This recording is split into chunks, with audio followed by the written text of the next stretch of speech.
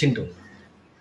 தமிழக வெற்றி கழகத்துடைய தலைவர் அதனுடைய கட்சியின் கொடியை இன்று அறிமுகப்படுத்தியுள்ளார்.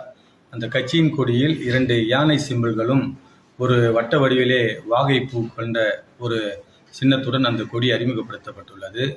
அதாவது 1968ஆம் ஆண்டு சிம்பிள்ஸ் அலாட்மெண்ட் ஆக்ட் அதன் பிரகாரம் எலெக்ஷன் கமிஷனில் 2003 அன்று ஒரு அமெண்ட்மெண்ட் எடுத்து வரப்பட்டு 2004 அதில் நோட்டிஃபிகேஷன் கொடுத்து, அதாவது யானை சின்னத்தை அசாம், சிக்கிம் தவிர வேறு எந்த மாநிலத்திலும் எந்த அரசியல் கட்சிகளும், அங்கீகரிக்கப்பட்ட அரசியல் கட்சிகள், அங்கீகரிக்கப்படாத அரசியல் கட்சிகள், மாநில கட்சிகள் மற்றும் தேசிய கட்சிகள் யாரும் யானை சின்னத்தை எந்த வடிவத்திலும் பயன்படுத்தக்கூடாது என்று தேர்தல் கமிஷனுடைய உத்தரவு உள்ளது.